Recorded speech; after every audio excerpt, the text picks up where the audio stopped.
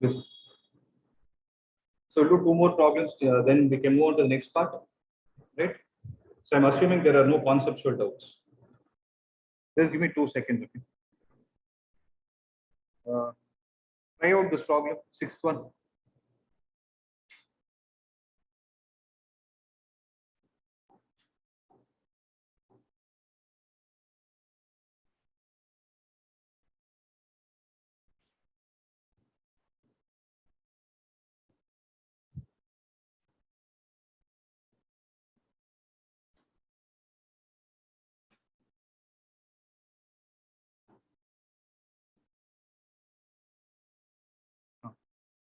Show that the relation R in the set 1, 2, 3 given by R is equal to 1, 2 and 2, 1 is symmetric but neither reflexive nor transitive. Simple. No explanation needed for this. Seventh one. Show that the relation R in set A of all the books in a library of a college given by R is equal to X, Y such that X and Y have same number of pages. Okay, is an equivalence relation. So what is happening? The set A contains all the books in a library, and what is the speciality of all those books? All the books have same number. You will only select those books which have same number of pages. If that is the case, will you be able to prove that it is an equivalence relation? So for reflexive, will you be able to find X, X? Right? So will you be able to find X1, Y1 such that Y1, X1 is also same? So you have X1, Y1, you have Y1, Z1. You can find X1, Z1. Simple. This is a good problem. Try it out.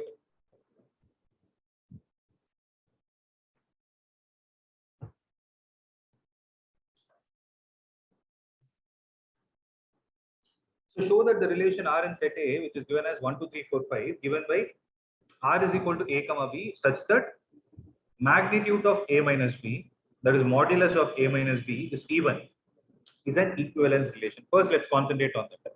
Think about it. So what are the steps and how will you write those steps? For reflexive, we will be able to find A, such that what will happen? What should happen? Operation is modulus of A minus A is 0, which is an even number, divisible by 2. So that is possible. Then what about symmetric? If you find A1, B1, then A1 minus B1 might be negative or positive, but the modulus of it is always positive. So if A1, B1 exists,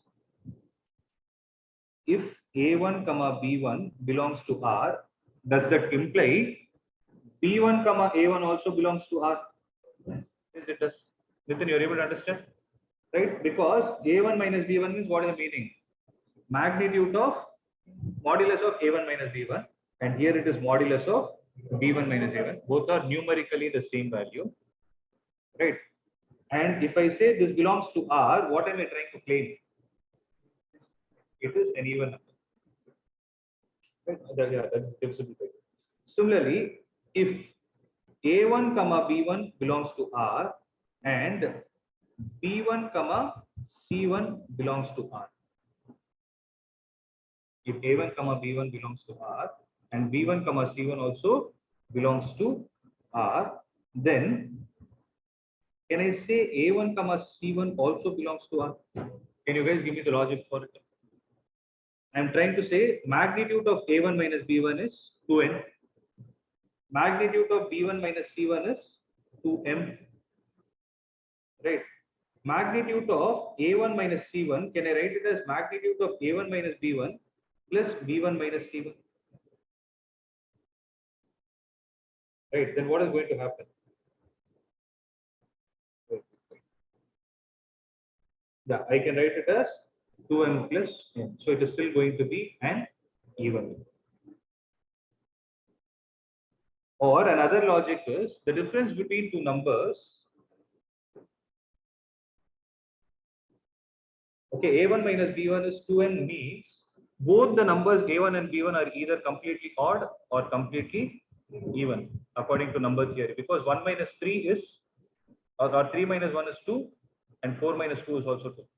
So if you choose one number A1 as odd, the other number also you need to choose it as a odd number. So when those kind of numbers are chosen, it is allowed. But what is the set? You have 1, 2, 3, 4, 5. Yes, you can do it. Right. Next. Show that all the elements of 1, 3, 5 are related to each other and all the elements of 2, 4 are related to each other. I already explained logic. I didn't read it properly, but that's the meaning, right? So all the elements of 1, 3, 5 are related to each other means in the ordered pair, if the first number is an odd number, second number should also be odd number, because the difference between two odd numbers is always even, and the difference between two even numbers is even. Similarly, if you take the elements 2, 4, it's the same logic. Okay, but no element of 1, 3, 5 is related to the elements 2, 4. Does it make sense? You cannot have an ordered pair 1, 2, 1, 4. All will give you odd numbers. Guys, am I clear? Harini, Harish, Hamsini, are you able to understand? Yes, sir. Yes, sir. Shall I proceed, guys? So we'll do one last problem and then can we move on to functions? Yeah. So show that each of the relation R in set A given as X that belongs to Z, where X is a number between 0 to 12 being included. Right. So the integers that are chosen are 0 to 12 is given by, what is the first relation? R is equal to A comma B. You choose an ordered pair in such a way that magnitude of A minus B is a multiple of 4. We need to prove that it is an equivalence relation. Possible? So is it possible for the first one? So how will I prove that it is reflexive? So you take A comma A, right? A comma A belongs to R since magnitude of A minus A is 0 and 0 is divisible by 4. Okay, hence it is reflexive. What about symmetric?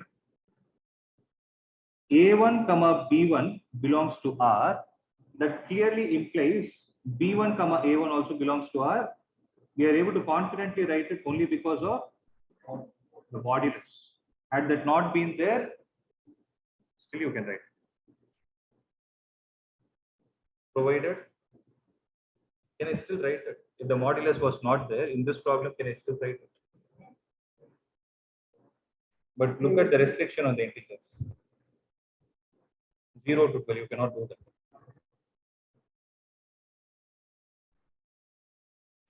But yeah, you can. Sorry, you can do. Yeah, you can do it. Sorry, you can, because the numbers given are integers. So the ordered pair you will have integer. Yeah, what you're saying is right. So please complete it. You wanted to say something.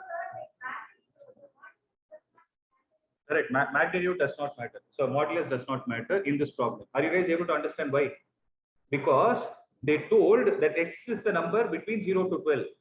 So you're writing an ordered pair, right? You can write 1 comma 3 and you can write 1 comma 5 and you can write 5 comma 1 also. Why? Because if the modulus was not there, then 1 minus 5 would have been minus 4. It is still a number which is divisible by 4. So the operation need not give you an integer. They didn't mention it in the question. A minus B need not be an integer of this side. So there is no restriction on it. Only expectation they have is it should be a multiple of. Okay. What about transitive guys? A1 comma B1 belongs to R. B1 comma C1 belongs to R. For 4n plus 1, you will get 4 into n plus 1.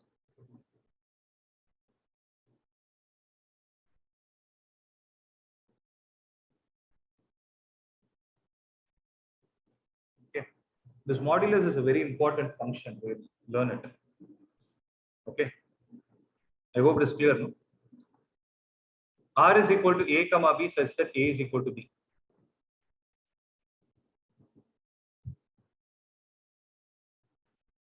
So is it reflexive? So if you write for this one, you will write A comma A belongs to R since this element is always equal to the other. That's what their expectation is. What about symmetric? If I write A1 comma B1 belongs to R, what am I trying to say? A1 and B1 are same. So from this I can conclude B1 comma A1 will also be a part of this relation. Yes, it is symmetric. And what about so transitive? A1 comma B1 belongs to R, B1 comma C1 belongs to R, then I can conclude that A1 comma C1 also belongs to R. I can do it. Okay.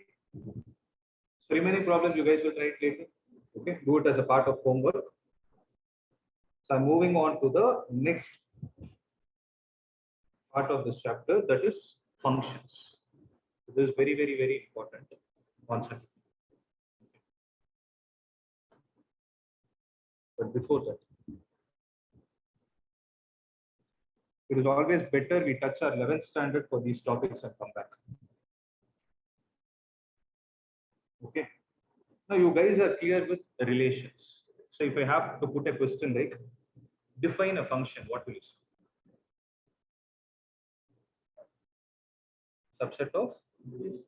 Subset of a relation. Okay, that subset should satisfy what condition?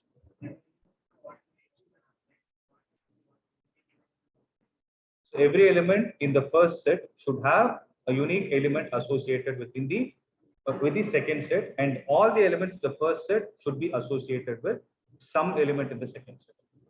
Is that clear? Are you guys able to understand what I'm trying to say? So the basic definition of function, let us write it down for the sake of understanding. Please write it down. A relation from set A to set B is said to be a function if every element of set A, I repeat it, a relation F. So till now we were defining relation with capital R, no? The relation function is defined with small f. A relation small f from set A to set B is said to be a function if every element of set A has one and only one image in set B. Underline that. One and only one image in set B.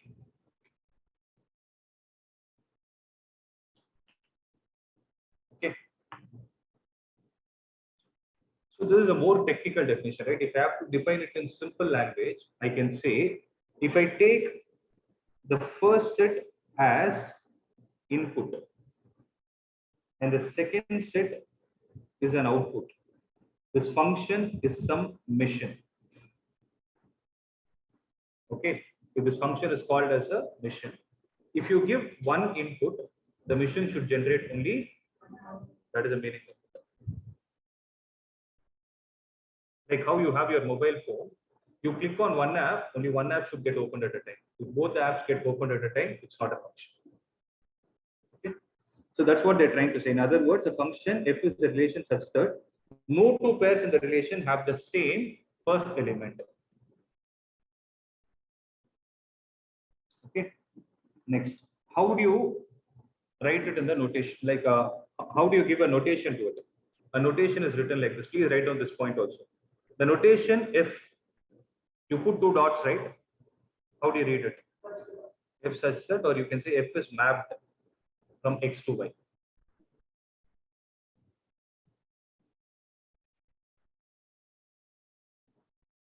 So capital X and capital Y. See, capital X is the symbol used for sets. Small x is a symbol used for, so generally uppercase is used for set and lowercase is used for elements in the set. So be careful with it, okay? So when you're writing f is mapped from x to y, they should be in capital. So x to y means f is a function from capital X to capital Y, where capital X is called as what? It's called as the domain, and capital Y is called as what? Many people think that it is the range. No, it is the codomain. Okay, it is the codomain of F.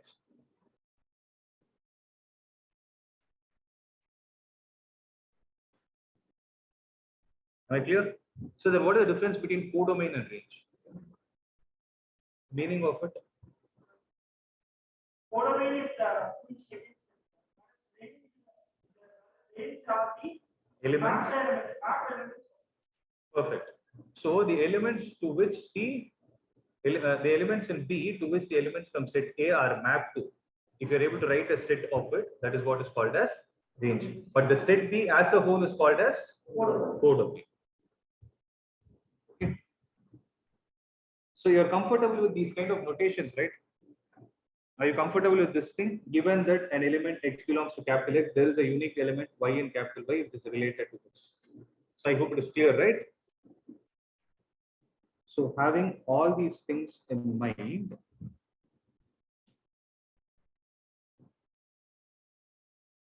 okay. Now we are ready to see the different kinds of functions that we have. So we saw different kinds of relations. What were they?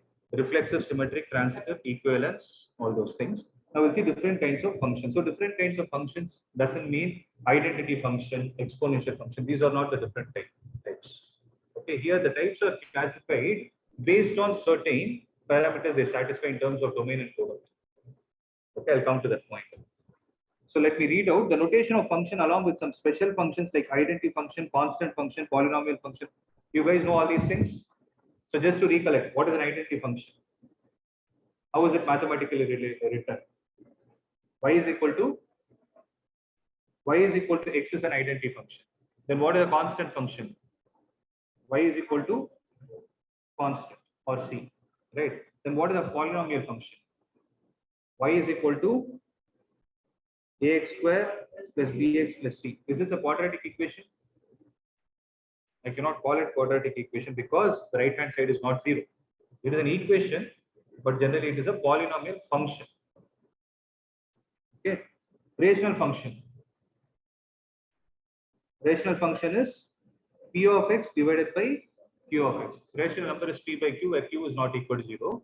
Similarly, here it is p of x divided by q of x, where q of x is not equal to 0. Then what about modulus function? Y is equal to mod x. What is signum function?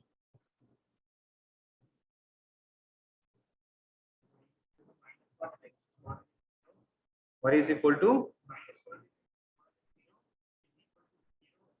x is equal to 0, 1 if x is greater than 0. Right? Then you have greatest integer function, all those things. We'll see. Have you heard this word, greatest integer function? We call it as step x also because the graph looks like step. Okay. Anyways, then we saw how to add, subtract, how to perform different kinds of operations between two functions that you have. Right? So addition, subtraction, multiplication, division of two functions have also been studied. As a concept of function is of paramount importance in mathematics and other disciplines as well. We would like to extend our study about functions from where we finished earlier. In this section, we would like to study different types of functions. Okay. So the first one I'll directly get into is called as a one-to-one function or one-one function. Okay, what is the meaning? Name will suggest you something. So if you have a function f which is mapped from set x to set y, you can say that particular function is one-one function if it satisfies some condition. So what should a function do? Every element in set A should be mapped to a unique element in set B except. So if every element in set A is mapped to every unique element in set B, then you call it as a one-one function. So that's the meaning. One element from here and one element from here, both are unique, are mapped. Are you able to understand? So the technical name for it is called as injective function. Okay, so please write down the definition. Heading is 1 function 1-1. Okay, 1-1 function, and the bracket write it as injective. Okay. So a function f mapped from capital X to capital Y. A function f mapped from capital X to capital Y. So please get used to listening and writing. Okay. Capital X to capital Y. If is said to be 1-1. Is said to be 1-1. If the images of distinct elements of X, if the images of distinct elements of capital X under F are distinct. Under F are distinct. Okay. So below that you can write it as a subpoint stating that. So till now we saw the definition, the English meaning of it. Now we'll see the mathematical meaning of it. So if you take two elements from set capital X, so let the two elements be x1 and x2. Where are they coming from? Input set or output set? They are from the input set. Okay. F of x1 and f of x2 are from the output set. Okay. If x1 comma x2 belong to the input set, if it implies that f of x1 and f of x2 are the same. If x1 comma x2 come from the input set, and if it represents f of x1 comma f of x2 are the same, then mathematically you can say that these two functions are 1-1. So the meaning of it is, I know it is slightly confusing. Let's look at it like this. So I have capital X, I have capital Y. So what are the elements? X1, X2, so on till Xn. You have f of x1, f of x2, so on till f of x. Okay. So what we are trying to say is, if at all you are trying to say that x1 is mapped to f of x1 and x2 is mapped to f of x2, what is it trying to say? F of x1 f of x1 is equal to f of x. What is the meaning of it? F of x1 is equal to f of x. Sorry, I didn't complete the statement.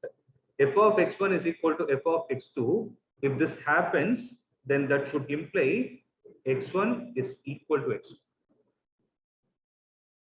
I'll repeat it. Listen, I'm sorry, it's my mistake. I didn't complete the statement. So listen, f of x1 is equal to f of x2 implies that x1 is equal to x2. Okay. So try to understand the meaning. If I'm saying f of x1 and f of x2 are same, okay, then what can I do as a replacement here? I can write f of x1 is equal to f of x2. And next element will be f of x3, so on till f of xn. Here what will happen? You have the elements x1, x2, so on till xn. So what are we trying to say? x1 is mapped to f of x1. x2 is mapped to f of x2. And we know the fact on the right hand side that f of x1 and f of x2 are same. For it to become, so now is one element from set A mapped to one element in set B? Many elements from set 1 are mapped to one element in set B. So this type of a function becomes many are mapped to one, many to one function. But for it to become a one-to-one function, what should happen? It should also satisfy the condition that x1 and x2 are the same. So that is the meaning.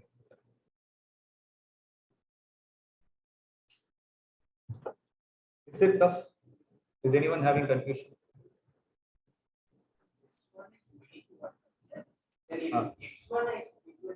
So then it becomes one-to-one function. Because if you know x1 is equal to x2, what will be the next step you write?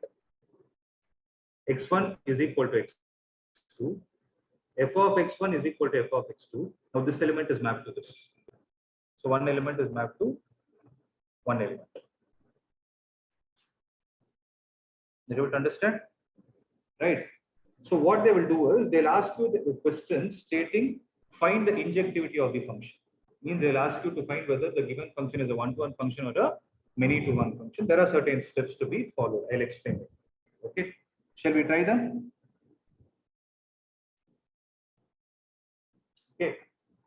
So example number 7, they have asked show that f is 1 to 1 but not on to. Let's not worry about on to as well. Let's see whether it is 1 to 1 or not. Okay. So let A be set of all 50 students of class 10 in a school. So there are 50 students in a class of 10th grade. So there is a function which is mapped from the set A to something. What is it? Natural numbers.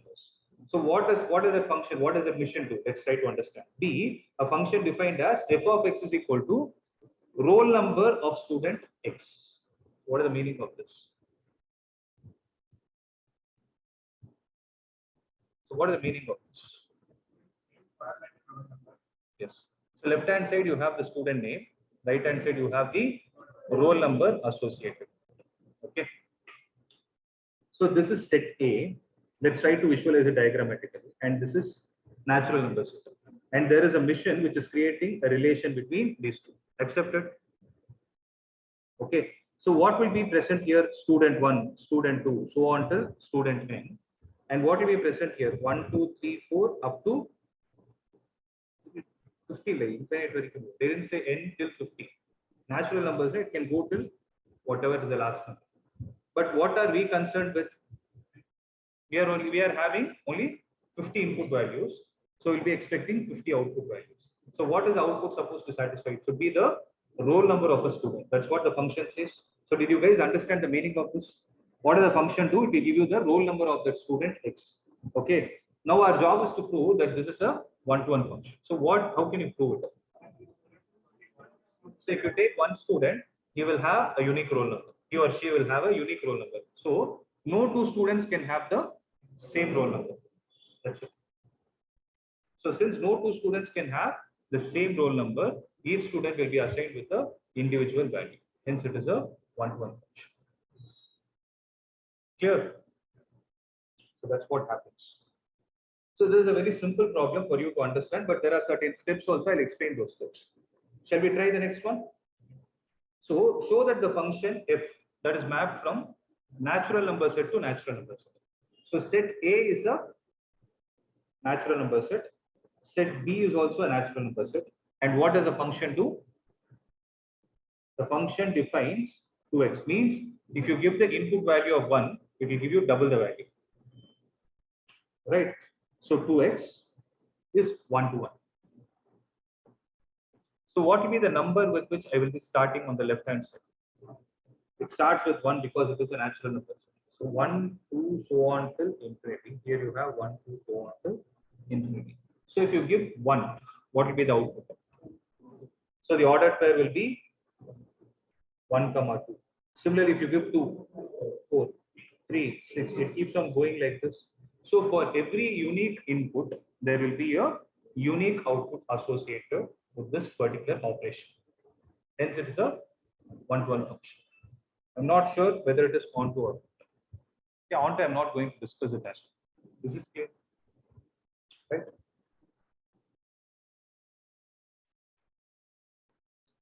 So this is by writing this kind of a statement. Like I wrote the ordered test, right? But I told you there is a standard method or steps that you can follow, like an algorithm, proper algorithm, which will give you the output, whether it is an injective or not. Please write down. Steps to be followed. Steps to be followed to prove the injectivity of a function.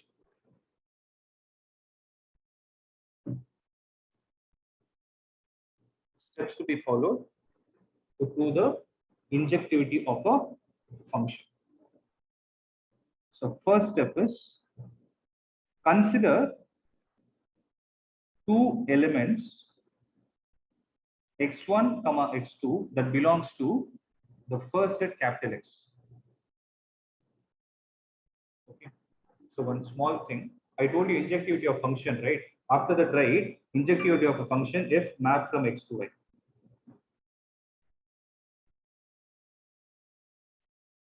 Okay. So after that, you can write consider two elements x1, x2 that belongs to capital X. Second, consider f of x1 and f of x2. Okay, consider f of x1 and f of x2.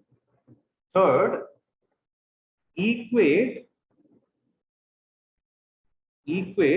f of x1 and f of x2. That is f of x1 is equal to f of x2. If this is the condition, then what is the expected output? If x1 is equal to x2, it is 1 to 1. Else, it's many to. Okay. So these are the 4 simple steps that you need to follow to solve any problem based on injectivity. Clear? So shall we try the previous problem using this logic? Right. So what did they say? What is the function they gave? F is a function mapped from natural number set to natural number set.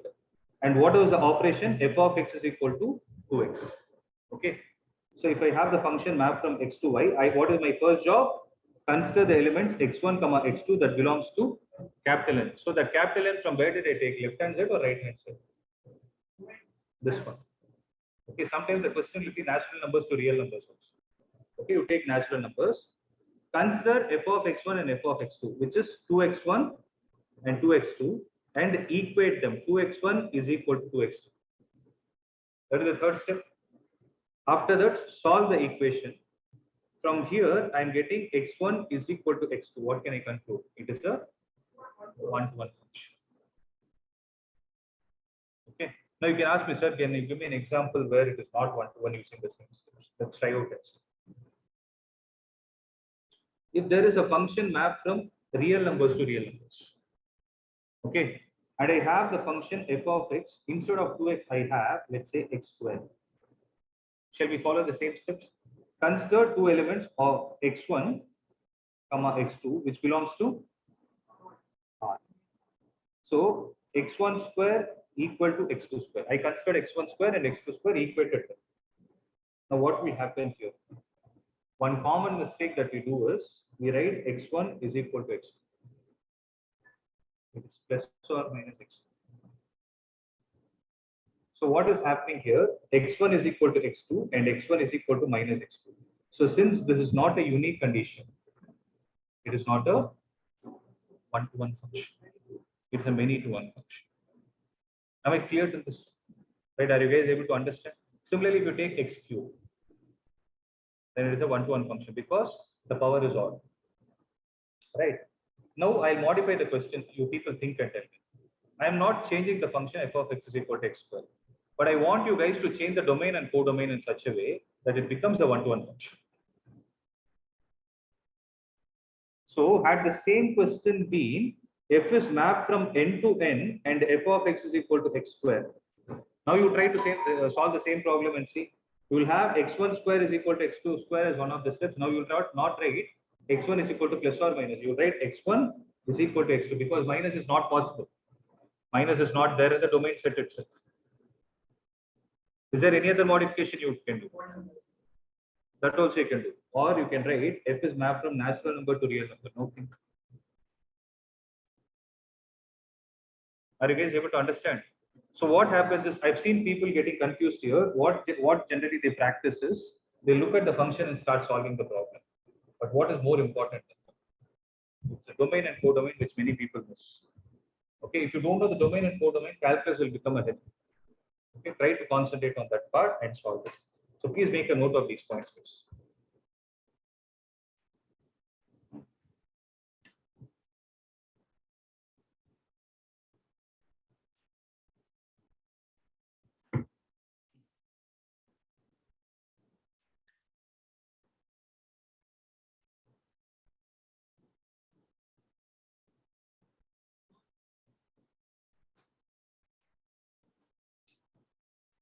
Here.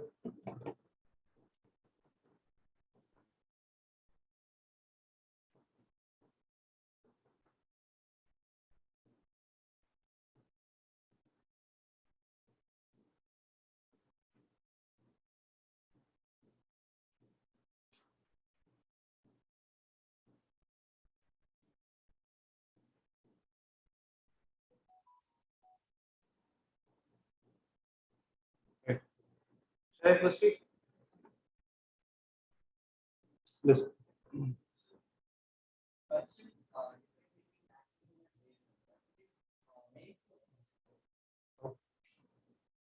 x1 comma x2 belongs to R.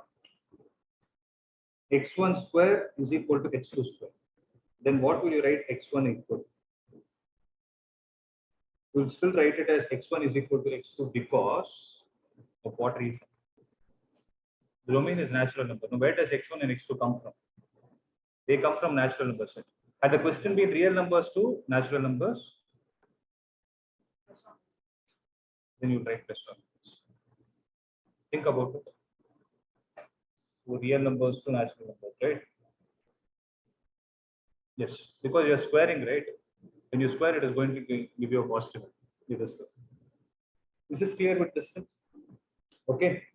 Now, just an additional step, okay, for you to see by looking at the graphs. Not necessary that you need to be good with drawing all the graphs in the world, but certain basic graphs I'm expecting you to know.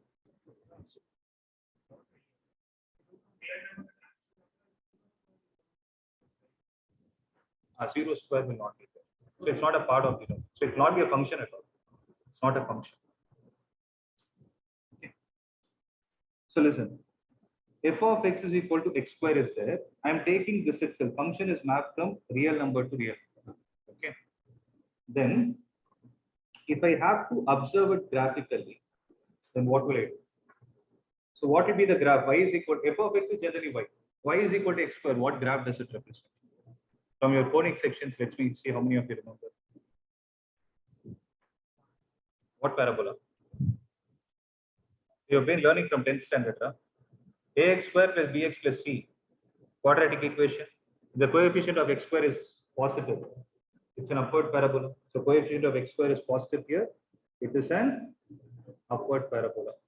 So when we solve it using the steps, right? When we solved it using the steps, when the function was mapped from real number to real number, f of x is equal to x square. Was it a one-to-one function or many-to-one function? It is many-to-one function. Okay. So why did I draw the graph is to do something called as a horizontal line test. Okay. Not to be shown in your exam paper or CBSE exam paper. Don't do this.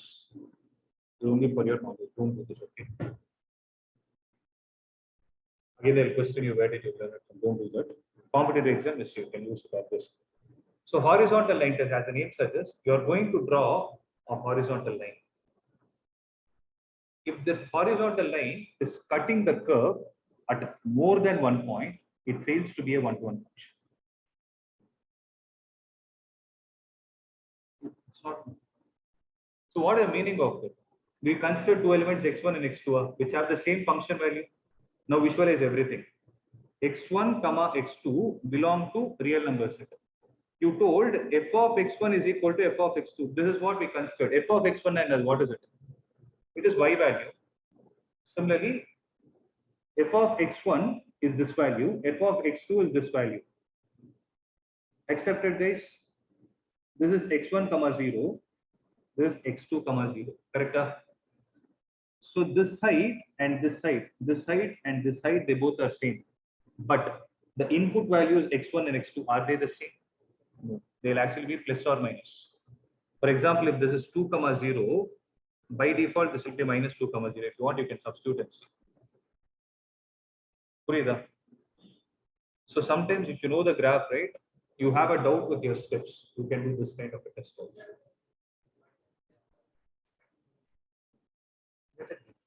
If you draw that horizontal line at any given point, you draw how many ever horizontal lines you want.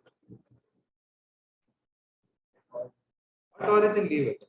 But there are, if you leave the origin, do you have two different values from the domain which are giving you the same output?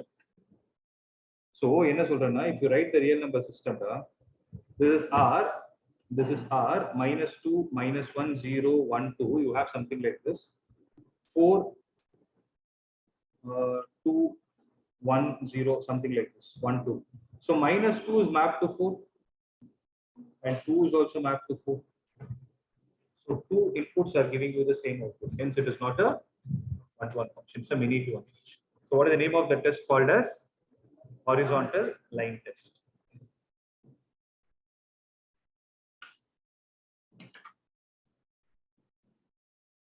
I think this is not confusing you, right? Y is equal to x term. Take y is equal to 2x. So y is equal to 2x is a straight line passing, straight line passing through origin with a slope as 2. You draw how many ever horizontal lines you want. Those horizontal lines will cut the curve only at one point. Hence, it's a many to one function.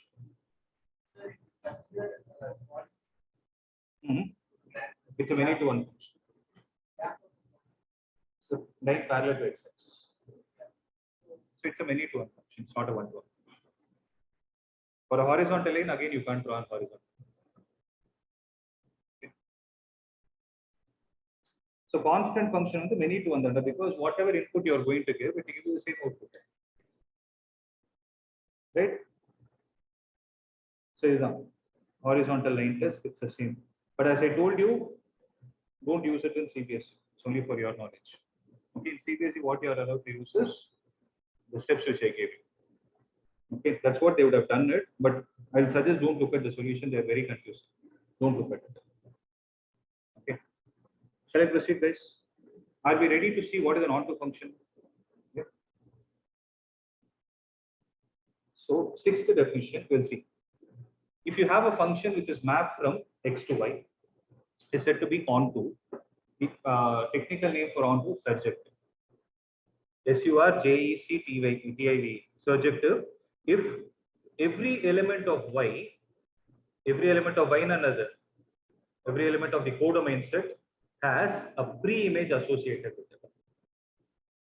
Okay, if every element of y is the image of some element of x under the operation f.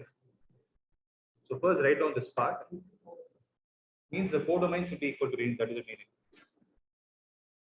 Okay, first write down the technical definition. Heading is onto function. In the bracket write it as surjective. Surjective. So a function if mapped from x to y is said to be onto if every element of y has what? As a pre-image, or you can write it like this according to textbook. If every element of y is the image of some element of x, is the image of some element of capital X under the operation small x. Okay. In other words, codomain should be equal to range. In other words, codomain should be equal to range, and mathematically,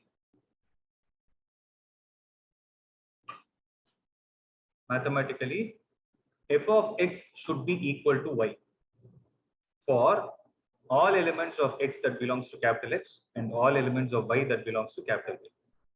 So mathematically, f of x should be equal to y for all values of x that belongs to capital X and for all values of y that belongs to capital Y. Am I clear?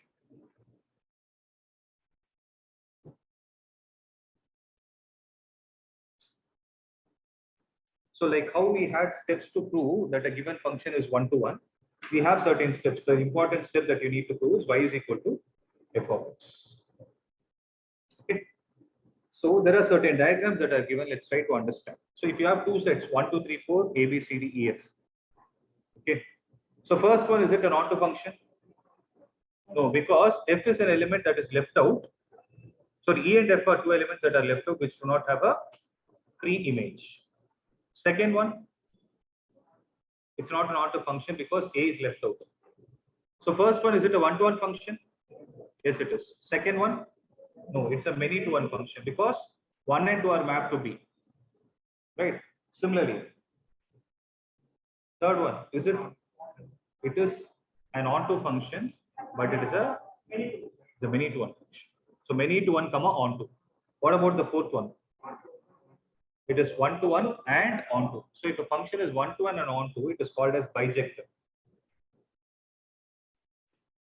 The function is one-to-one and onto, it is called as bijective.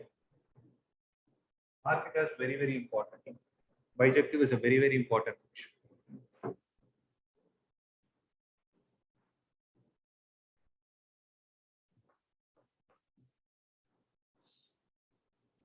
So that's what the definition 7 says. If a function function from x to y is said to be one-to-one and onto, it is said to be bijective. Right? If these conditions are satisfied. Now, with this knowledge, we'll again restart with the 7th problem. So that is students of grade 10, roll numbers are assigned. Is it an onto function? Now you're clear why it is not an onto function. Because what is the codomain? Codomain is a natural number set. So natural number set means you will have numbers greater than 50 also. So greater than 50 obviously do not have any pre-images. So if you have to make it an onto function, what are you supposed to do? So you will change the codomain as f is mapped from A is a domain, A to 1 to till 50. You should stop it with 50 or the first 50 natural numbers. Second one, show that the function f is mapped from natural number to natural number is 1 to 1. We proved it, but it is not onto. Why? Because all the odd numbers are left out. All the odd numbers from the codomain set will not have a pre-image associated. Okay.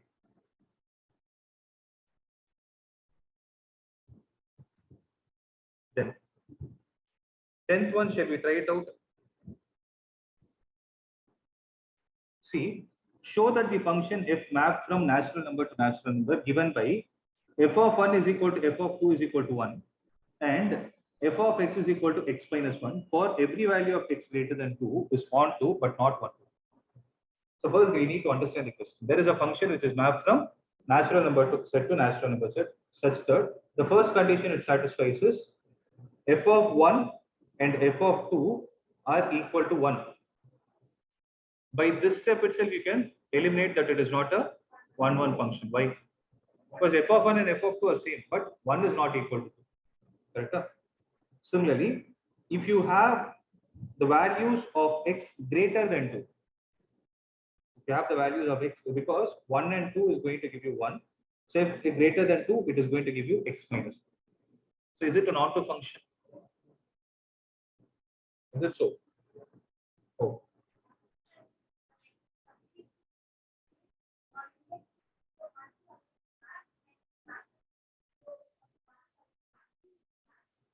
When you substitute 3,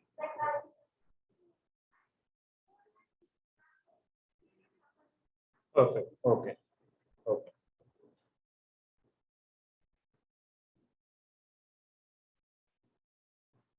Okay. Is it?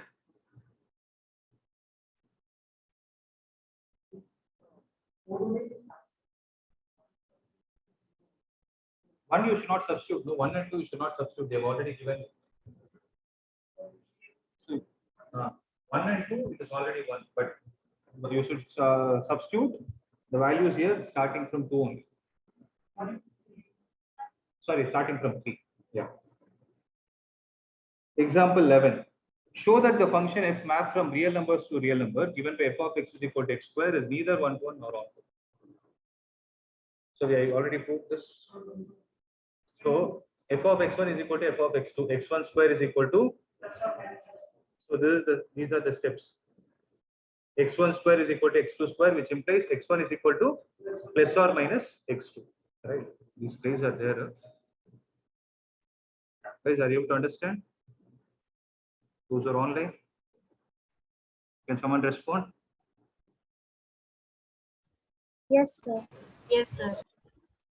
Okay. Yes, sir.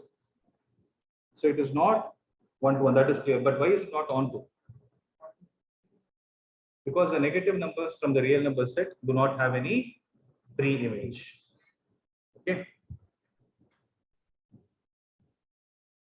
Similarly, 12th one. F is a function mapped from natural number to natural number. F of x is equal to. Can someone tell me the question from textbook? What is it? X minus 1. This is x plus 1. This is minus 1. Okay. So function mapped from natural number to natural number is given by f of x is equal to x plus 1 if x is odd, x minus 1 if x is even. Okay, that is how the function is defined. Let's not worry about it. Our job is to prove that it is both 1, 1 and onto.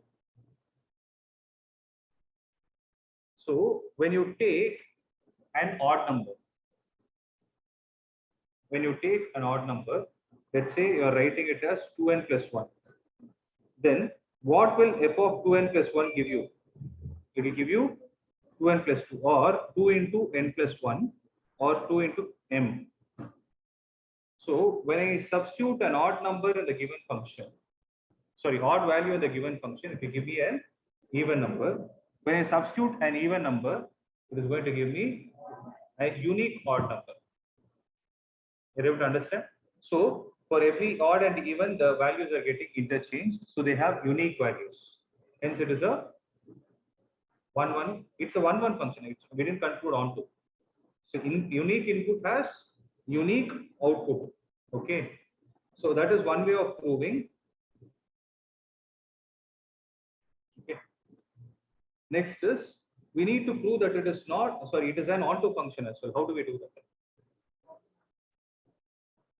That's it. So the universe, the union of odd and even numbers is going to give you natural. Are you able to understand what I'm trying to say here? So when you substitute 1, 3, 5, so on like this, 1, 2, 3, 4, something like this. Similarly, you have the elements 1, 2, 3, 4, so on like this. When you substitute 1, what are you going to get? 1 is mapped to 2, and 2 is mapped to. So like this, it will happen between every subsequent numbers, even and odd numbers. That's it.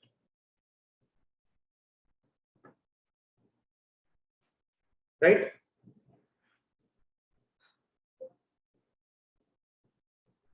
So here the question is, show that an onto function f mapped from 1 to 3 to 1 to 3. So both the sets have the same elements, is always 1 to 1. So what they're trying to say is, there is a function mapped from 1 to 3 to 1 to 3, and they have also mentioned one more thing. What is it? This function is onto. They are saying it is onto. If it is onto and this kind of a scenario is existing, you tell me that whether it is 1 to 1 or not. It is a 1 to 1 function because if it has to be,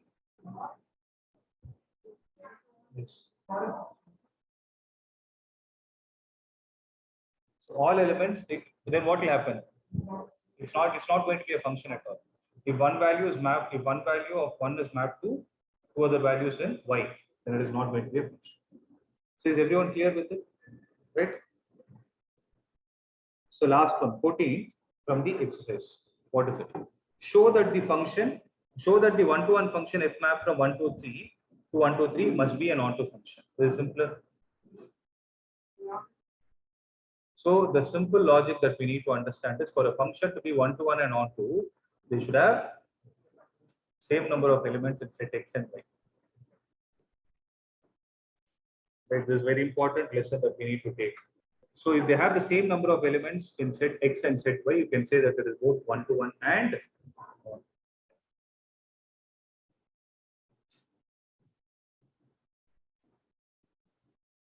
I meant you cannot say that they are 1-to-1 and onto.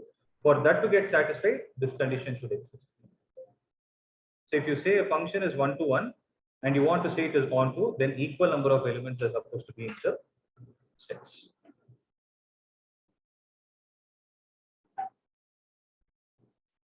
Okay. Shall we try 1 or 2 problems? So show that the function that is mapped from r star to r star defined by f of x is equal to 1 by x is 1-to-1 and onto, where r star has a specific set. What is it? It's a set of all non-zero real numbers. So 0 is eliminated. R minus 0. Is this result true if the domain r star is replaced by natural number with codomain being same as r star? So first let's try to prove it till here. Show that the function f mapped from r star to r star and is defined by f of x is equal to 1 by x. Okay, that is a function. So what kind of function is it? It's a rational function. Q of x is a constant function. Q of x is x. Okay, so we need to prove that it is a 1-to-1 function. How do we do that? I gave you the steps, no? So x1, x2 belonging to r star f of x1, 1 by x1 is equal to 1 by x2. Okay, 1 by x1 is equal to 1 by x2, x1 is equal to x2. Fortunately, because x1 and x2 can't take the values 0. They can take negative, but they can't take 0. Had you taken 0, 1 by 0 is equal to 1 by 0. It's a mathematical. You cannot do it. Okay, so that's what they mentioned. All non-zero real numbers.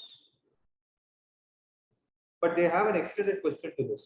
Is this result still going to hold true, or is it going to be true if the domain R star is replaced by natural number? So f is mapped from N to R star. Is this result still going to hold true?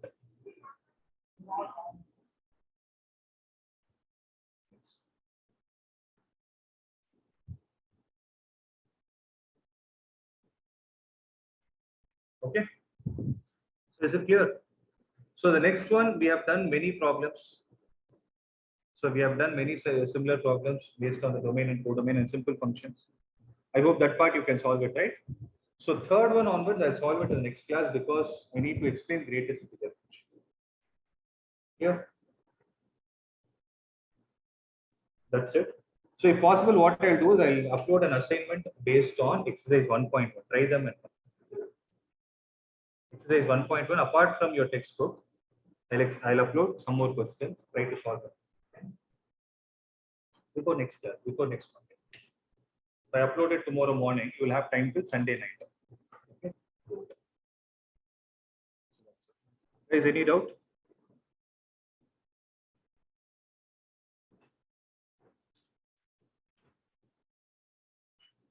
Those who are online, any doubt, guys? No, sir. No, sir. Okay, then we can wind up.